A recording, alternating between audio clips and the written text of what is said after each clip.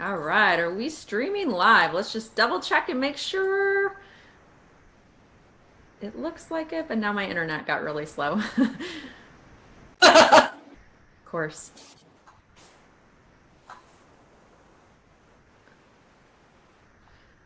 All right, we are live, everyone. Happy Friday.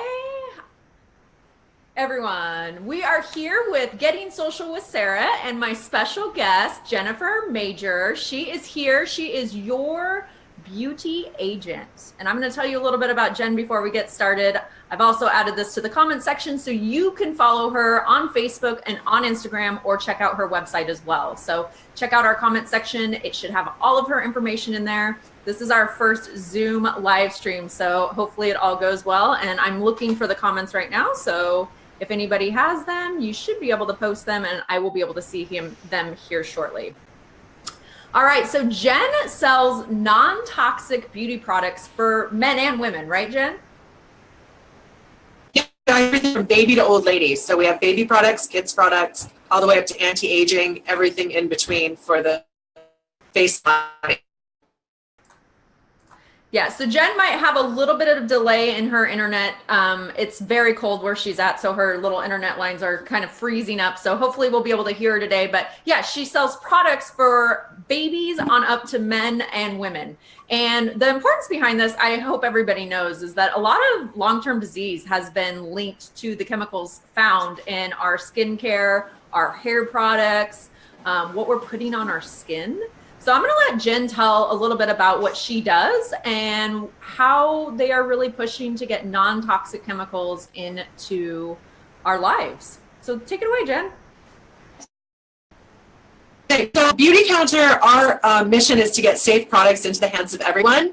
And we do a lot of that through education, but a lot of actually send consultants to Washington, D.C., advocating for safer laws for beauty products. As representatives as well. And our products are all high performance as well as toxic free. So of the products that use a lot of toxic ingredients to make them effective, but you don't have to have those toxic ingredients in order to have them. We like to take ingredients are, but also give you a safer alternative that you can use. Yeah, so super important, everyone. This is a topic that is near and dear to a lot of people's hearts right now because we're finding out that there are a ton of chemicals in the stuff we're putting on our skin. So check her out. I did check and all of her links are in the post. So you should be able to check out Jen and follow her online as well.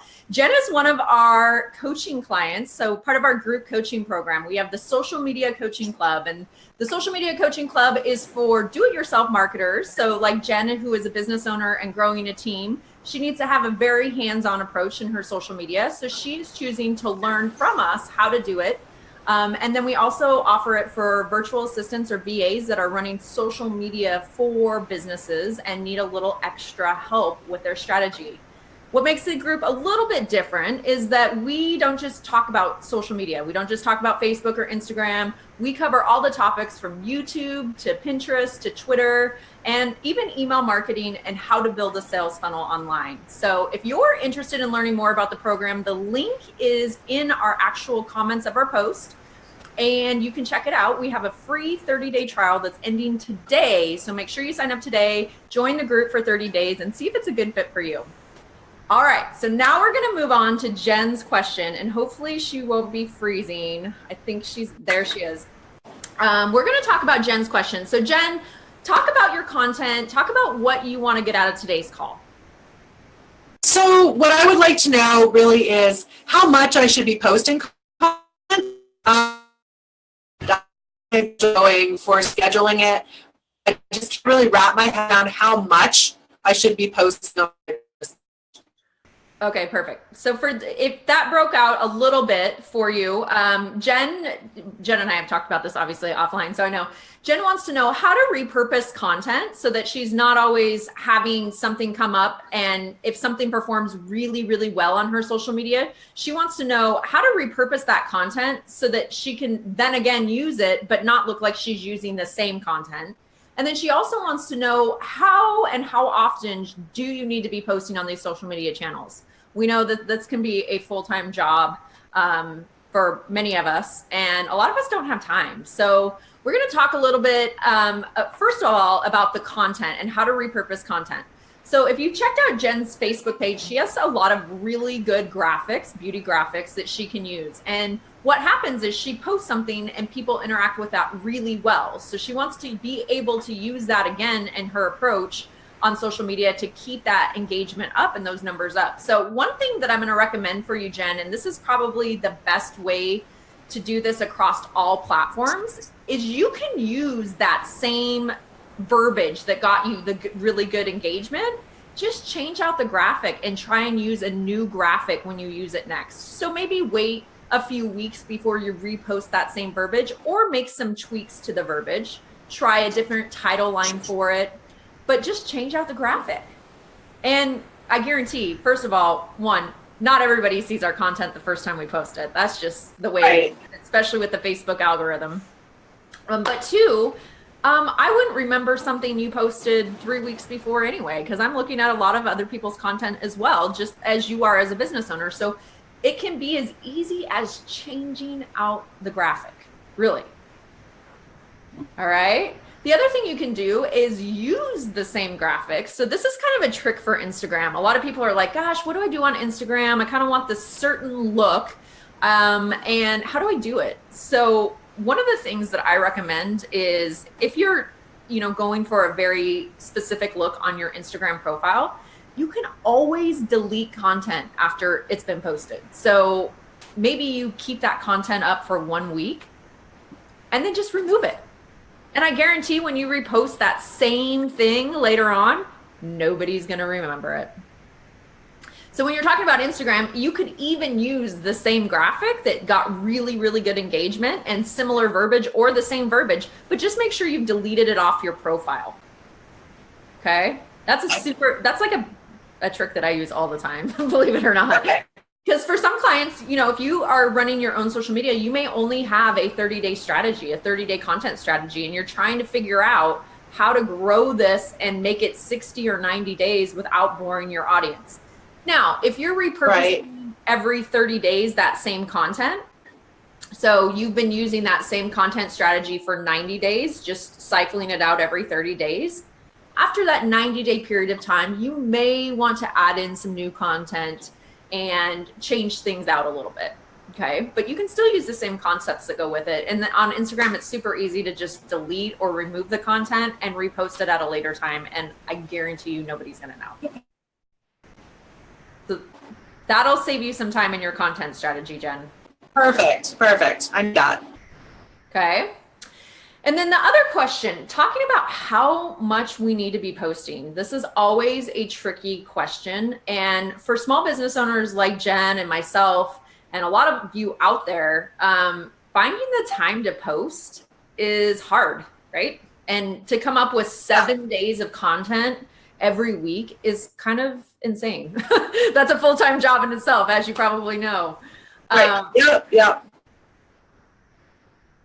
Oh, did I lose you? Okay, she's coming back.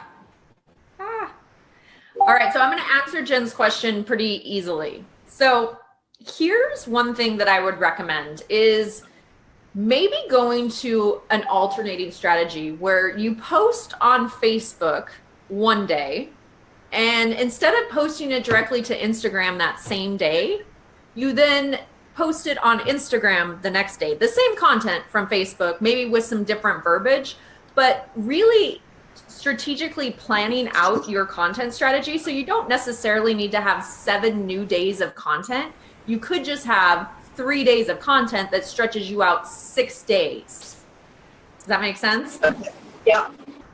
So essentially what you would be doing is if I post on Facebook on Monday and then I post that same thing to Instagram maybe on Tuesday, or it could be on Thursday, whenever you want to do it, you can then push that content out. And the only thing I would tell you to do is play with your time frames. So if you posted to Facebook at 7 a.m., Jen, then maybe try posting to Instagram the next day in the afternoon so that you can try and reach people at different times online at different platforms. Does that make sense? Yeah. Perfect. So the other thing that you can also do is when you're looking at that strategy, so essentially if you had 3 days of content, that puts you at 6 days of being active online. Again, if you want to post 5 days of content or 7 days of content, I'm not going to tell you no, but it just is going to create a lot of work, especially if you're the only one manning it. So instead, maybe just alternate when you're posting and then alternate the time slots. And of course, try and give it a different spin on the platform, because if someone did see it on Facebook the next day, it's not a problem that they're seeing it on Instagram the next day, but give it maybe a different spin or a fresh approach or something a little bit different that makes it a little bit more unique. Sometimes I'll change the verbiage from Facebook to Instagram and maybe ask a question instead of just a statement. So those could be tools that you could use with your content to actually make it go a little bit further, but not having to add in more days and more content to your strategy. Okay. All right. What else do you have for me? Do you want me to elaborate more on that? No, but I do have other things like that you can schedule. Although now I notice that there's more options in Facebook. Mm-hmm. Actually, like scheduling things. I think now you can do Tailwind to Instagram too. Yeah. Okay, some of that kind of broke up, but I'm going to give you some advice on the scheduling. I always manually schedule to Facebook because Facebook algorithm can catch those third-party schedulers, and for some reason they don't like them as that much, even though they're approved with Facebook. So I always manually schedule to Facebook. And since the inception of the pushing to Instagram, because the scheduling to Instagram has actually been there for a while, but they didn't actually schedule the post. It would just push it, and then you would have to go in and approve and schedule the post. So now all of these platforms, you can actually schedule and post the post. But what I want to just caution you with or have you think about, because this is kind of a new thing, we don't really necessarily know how Instagram is going to accept the third-party schedulers, if they're going to do what Facebook does with them, which is maybe give them a little bit less reach. So I would just caution you to kind of A/B test it, right? Maybe do a week of scheduled post and then a week of manual post and see where you're getting the best interaction and engagement. Okay. Because I would imagine with Instagram being owned by Facebook, they're going to have a similar sort of issue. And we've been using it with Real Marketing Solutions the last couple weeks to kind of see. I've definitely seen the number of likes on posts go down, actually significantly. Okay. But I haven't given up on that yet because I'm still looking at that to see. I really want to know when I manually post something and when I use a scheduler, how does that impact my numbers, my reach, and also my likes, really? Right. Okay. So I would just play with that a little bit. Obviously, using schedulers it creates ease in our business. But I would always encourage you manually post or schedule to Facebook. Right. Don't use the third party with Facebook. Yeah. Manually schedule, and then if you can A/B test with Instagram to see where your engagement numbers are going to be using a scheduler or not, that's going to be your answer. Yeah, because I use the link on Instagram if you thought that it would be a good thing. So that answered my question. Perfect. What else you got for me today? What? You broke up. I said that's it. I feel covered it. Oh man, we covered it. All right. Well, we got it all. That's good. If you have any questions, always, Jen, you can reach out to me. And then for those of you watching, if you have questions, reach out to us at realmarketingsolutions.net. You can always schedule a complimentary 30-minute strategy session with me. And if you're interested in joining our group coaching program for do-it-yourself marketers, I would encourage you to sign up for the free 30-day trial that's ending today. And that's it for our coaching call. We are actually going to be doing 2 coaching calls a month with Getting Social with Sarah. One is going to be a client of the group coaching program every month. And then we're also going to be highlighting business owners that are nailing their social media. And we're going to be asking them what they're doing and sharing that with all of you. So stay tuned. We'll have announcements when we're going live, and we'll see you then. Bye, Jen. Thanks for your time today. Thank you. Bye.